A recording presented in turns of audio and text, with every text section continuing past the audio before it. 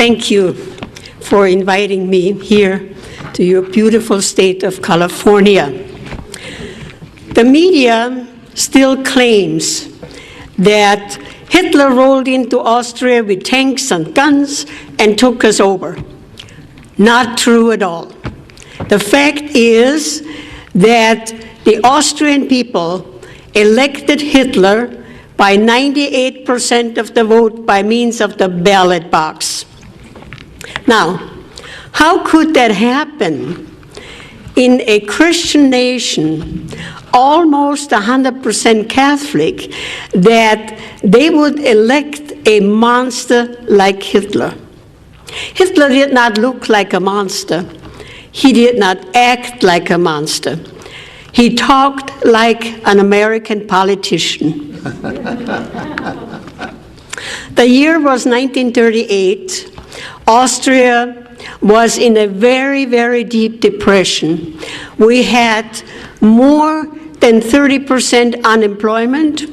We had 25% inflation. And if you borrowed money from the bank, you paid 25% interest. That's why farmers were going broke, businesses were going broke. They could not pay their mortgage, or they could not pay their taxes. What was even worse, we had riots in our cities. We had whole blocks of the cities burned down, and our law enforcement was almost helpless. They could not control the riots. The unions were calling for strikes, and industry would close, and factories would close up, hence all this unemployment. It was not unusual in my home that 30 people a day would knock on the door for a bowl of soup and a slice of bread. They could keep themselves alive by going door to door. There were no jobs. There were young people, college graduates, no jobs. The media told us that in Germany, where Hitler ruled since 1933, they had full employment, they had a high living standard, and everybody was driving the little beetle car, the Volkswagen. We did not hear a whisper that anybody was being persecuted or arrested. We only heard good things. And of course, we spoke the same language. We spoke German. We had the same culture. There was only a border between us, Austria and Germany, like South and North Dakota. And we said, why not? We would like to have the same high living standard what Germany had, and of all the things, jobs. People wanted to work. Austrian people are not lazy, they want to work. So the Austrian people petitioned the government for a plebiscite, for an election. And hence, the Austrian people elected Hitler by 98% of the vote. So we got a new government, National Socialism. I translate for you, Nationalsozialismus, from the word national, the word Nazi derived. So we were getting a Nazi government. Nobody was elected anymore from the school board, the city commission, the county commission, legislature, and governors. They were all appointed. Well, we thought they would only pick the very best people to govern us. Just like in Germany, we trusted them. We did not ask questions. So the first thing what happened, we had to carry national ID cards. You could not board a bus, you could not board a train without showing your national ID card. Don't ever let that happen here. Very bad idea. The next thing what happened, Hitler gave us free radios. So we could listen to him. He was a great orator. And then he nationalized the radio station. And we were warned if we would turn on a foreign radio station like British Broadcasting or Switzerland, death penalty. Nobody turned on a foreign radio station because you know what the death penalty meant. So the newspaper, before it hit the street, it was being censored by the government. So the only voice what we had was the government radio station and the government-controlled newspaper. So a lot of new things happened very quick. Hitler gave us equal rights. Oh, that sounded so very good. Equal rights for everybody. Also, everybody was getting a guaranteed income from the government. The equal rights, here we call it the Equal Rights Amendment.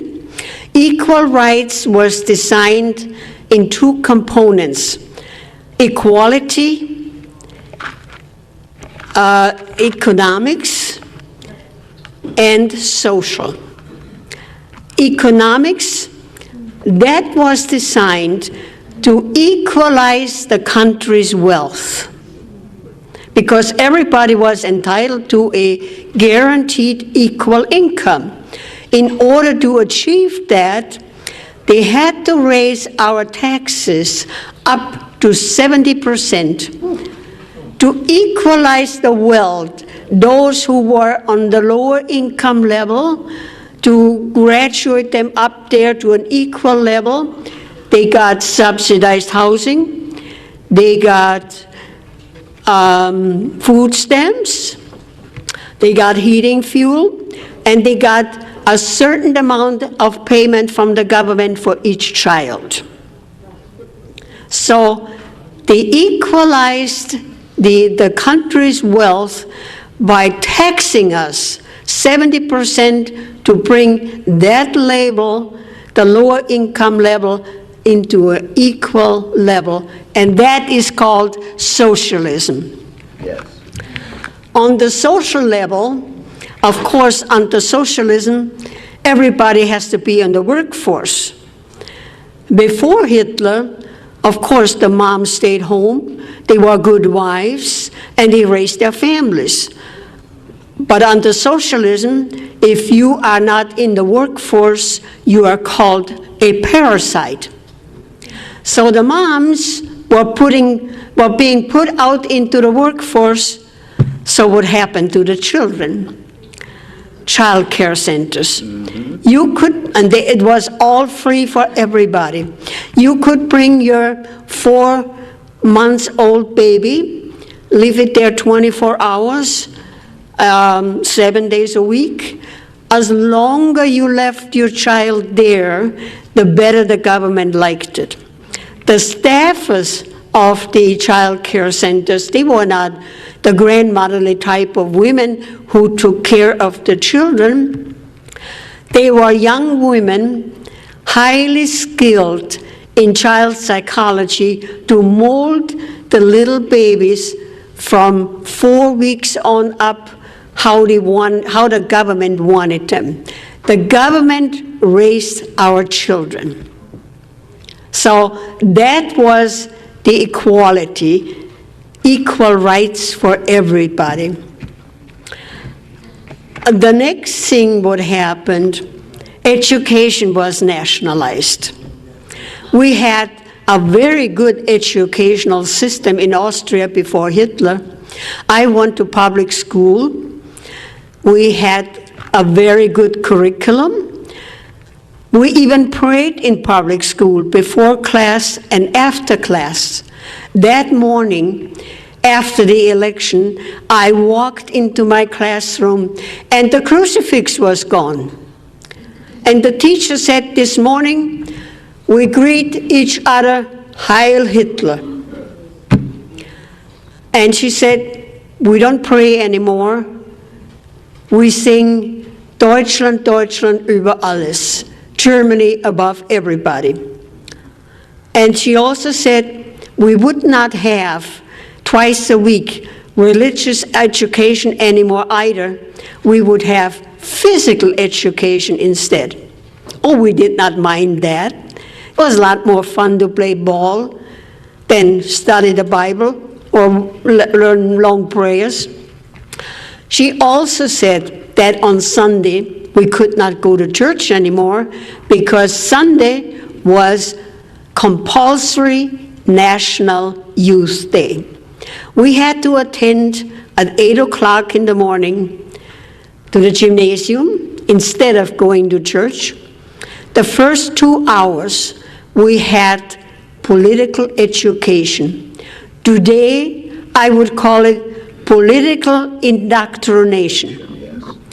We were being told not to listen to our parents.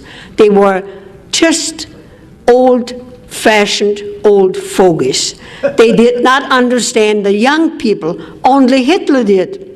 So don't listen to your parents anymore. And besides, you had freedom and you had rights. So our parents could not tell us anymore when to come home at night. We could decide that for ourselves. The rest of the day we had sports.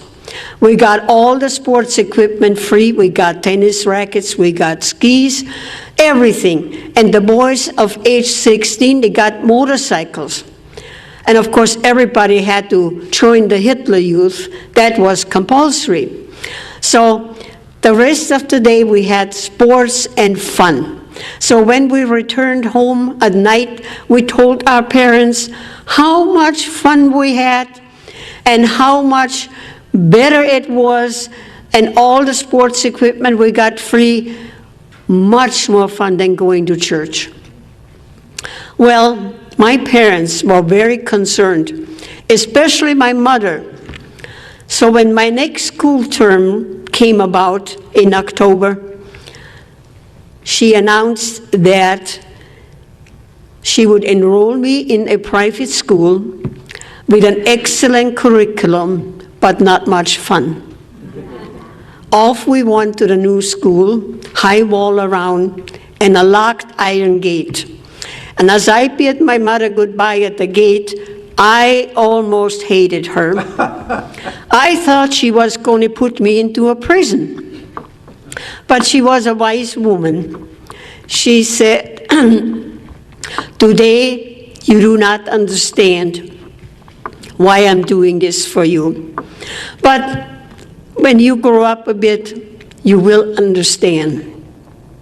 Had my mother not intervened, today I would be a radical Marxist. So, on holidays, I could go back home for a visit. Of course, I was curious. I would go back to my former classmates and find out what was going on. I was shocked. 16-year-old girls were having babies for Hitler, and that was glorified. Oh, Hitler wanted a lot of babies, blonde hair and blue eyes, the master race. I was shocked. So that was our educational system. Hitler also nationalized our car industry. Austria built a little car, a little bit bigger than a Fiat. Hitler said, we don't need another little car, we already have the Beetle car, the Volkswagen. So he turned the car industry into a defense industry. Also, Hitler nationalized our banks. Hitler said, those greedy banks, they were the ones who charged 25% interest. And that is why the farmers were going broke and the businesses were going broke. And he looted the Jewish banks. So our banks were being nationalized. Next thing, what happened, he nationalized our healthcare system. We had a reasonable good healthcare system, which was financed by private insurance. We had good hospitals, we had good doctors, and everybody was reasonable well being cared for. This all changed very fast. My brother-in-law, who was a family physician, he told me that when he arrived at his office at 8 o'clock in the morning, 40 patients would be lined up waiting for him to be cared for. He said it was like practicing medicine on a conveyor belt. He only had time, 5 or 10 minutes per patient, and besides all the paperwork. It was a system from well taken care health care to a very, very bad system. And what was even worse, he told me that naturally all the doctors were being salaried by the government. There was no more free market. Free market did not exist anymore. The government salaried all the doctors. So my brother-in-law was a very conscientious doctor. He would only prescribe medication what the patient really needed. But if that medication was not on the government's list, they took it out of his salary, and his salary dwindled down to almost nothing. So a lot of doctors left the country. A lot of doctors left, including my own husband. My husband did not want to practice medicine like his brother had to. He wanted free market medicine. He came to this country, and I remember telling me how wonderful our healthcare system was, how modern our hospitals were compared what he left behind. He said, I hope it will never change. Today, he would turn over in his grave how healthcare will change. Also, of course, under a socialist government, you have a lot of rules and regulation. We had a planning agency that was designed to control the businesses and the farmers. The bureaucrats, oh, we had tons of bureaucrats. That's how Hitler created jobs, government jobs. Lot of bureaucrats. And they would go out on the farms and count the livestock and tell the farmers what to plant, how much to plant, and how much they had to harvest, regardless of the weather. They would go into the businesses and snoop around what they could find under the auspices of health and safety. Mm-hmm. Here we call it OSHA. They were nitpicking everybody. And I hear that a lot of time from my audiences, how the bureaucrats come into their business and snoop around what they can criticize and what the business owner had to replace. And that's why a lot of businesses in Austria could not afford replacement, whether it was round tables versus square tables and more bathrooms. So a lot of businesses closed their doors. So Also, the bureaucrats would go out on the farms and count the chickens and order the chickens how many eggs they had to lay. That's right. Ridiculous. Absolute ridiculous. Hitler wrote a book, Mein Kampf, My Struggle.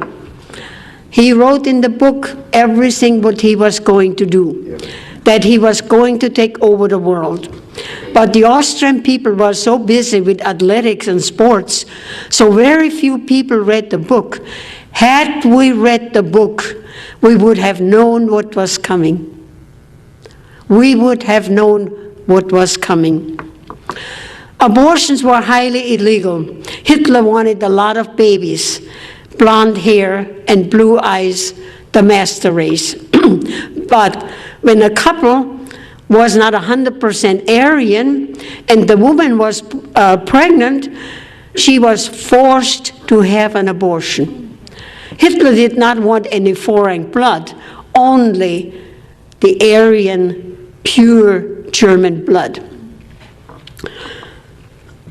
We also had euthanasia, killing people.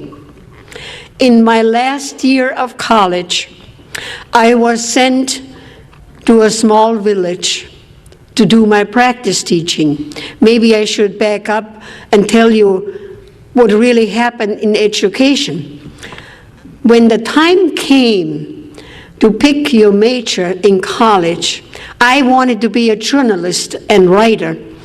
I was told they didn't need journalists, they did not need writers either. They needed young teachers. So I had to go into education. I did not mind that because I like children. So in my last year in college, I was sent to a small village in the mountains, and I was told that because in the wintertime, the mountain passes would close up because of the masses of snow. So people in that village, they intermarry family into family. And we know by genetics that sometime the offsprings, the baby, is a bit mentally handicapped. So when I arrived in that village, I was told they had about 15 of mentally handicapped people. One man I know very well, he was the janitor in our school, Vincent. He could not read or write, he could not talk very well, but he kept our school clean. So one morning, I looked out of my classroom window, and there was a van out there from the health department. I thought, well, and all these people were being ushered into the van. And so I asked my principal, where are they going to take Vincent and all the rest of the people? I thought maybe they take him for an outing, for a picnic. The principal said, oh no, the health department came around and asked the parents if they want to institutionalize their son or daughter to learn how to read and write. Gladly the parents signed the papers and off they went. 6 months later, the letters came to the parents that their son or daughter died a natural but merciful death. The news traveled very fast in that village. People said, well, they all left in excellent health, in good health. And why should they all die within 6 months? It dawned on the villagers that they were being euthanized. After the war, I found out that 20,000 children, handicapped children, were being euthanized. Hitler wanted perfect people. On a personal note, God forbid, should I ever become handicapped, I will never apply for a handicapped license plate because I don't want to get on the list. Amen. And I know that under Obama's health care, we have eugenics. And that means those of us who are getting old, like me, I'm 87 years old, there is no more money for us. So that was euthanasia. We also had a federal police force, secret police, commonly known as the Gestapo, and they were everywhere in civilian clothes. You didn't know who they were. People disappeared all the time, and nobody knew where people were being taken. Nobody knew, but people disappeared. And the Gestapo, they watched everybody's coming and goings, because we had national ID cards, and of course you could not board a bus or a train without showing your national ID card. They keep track on us, and we were being so scared. The most scared of everything we were of the Gestapo, the secret police. This is how it worked. Since the war was going on, all our food was being rationed. We got 1 pound of sugar a month. So if somebody in your family passed away, like grandma, you quickly took that coveted sugar coupon and went to the grocery store and bought that pound of sugar. The next day, the Gestapo would knock on your door and say, "We know that you did not turn in the sugar coupon. You bought that pound of sugar, but I am not going to arrest you. But you have to inform on your boss, your neighbor, your friend, everybody you know, and report to our office once a week." They created a network of informers. We could not trust our neighbors. We could not trust our friends. We couldn't trust anybody. We couldn't trust the mailman. Nobody.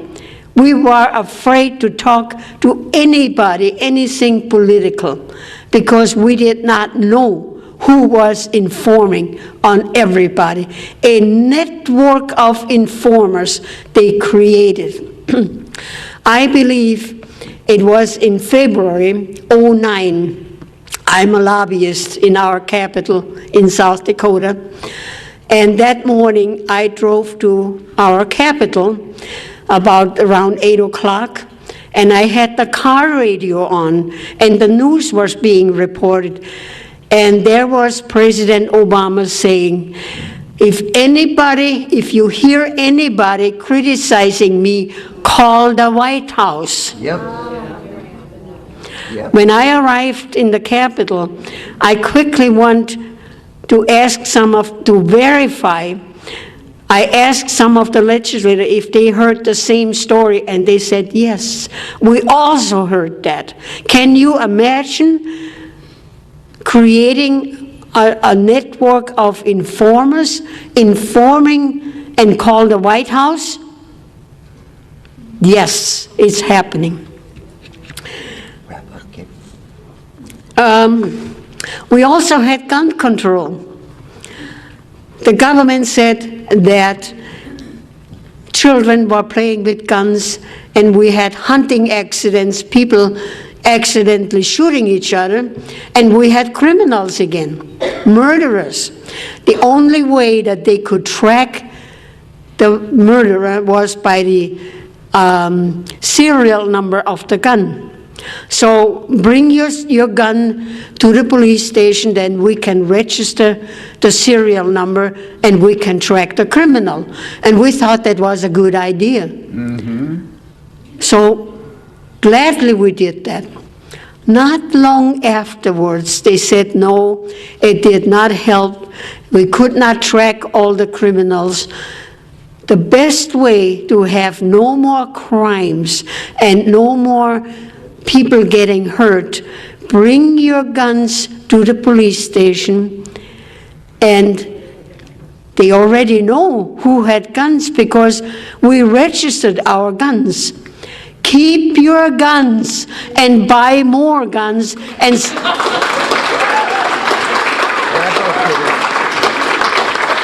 stack up on your ammo. A gun is no good if you don't have any ammo. Dictatorship did not happen overnight. It took 5 years, from 1938 until 1943, we had a full-blown dictatorship. Had we kept our guns, we would have fought a bloody battle to the last man and women to keep our freedom. But we had no guns. A classic example is, in Switzerland, it is law that everybody has to have a gun. And Hitler took every country in Europe except Switzerland. And Switzerland did not have a war for more than 600 years. Hitler never tackled Switzerland. So keep your guns. Keep your guns.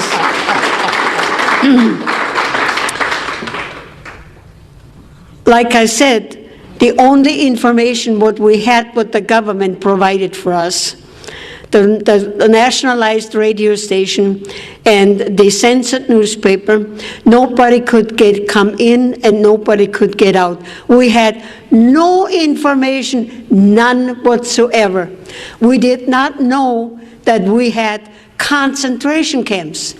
We found that out after the Americans and the Allies liberated us, that we had concentration camps, and we were shocked. We were totally shocked. When the people fear the government, that's tyranny. But when the government fears the people, that's liberty.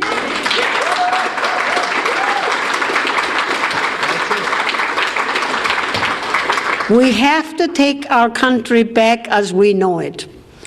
And a good way is that we educate our friends, everybody.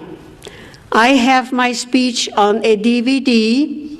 I urge you to have house parties, play my DVD, invite your neighbors, your friends, and educate them on socialism. We are almost 80% there. We have to take our country back as we know it.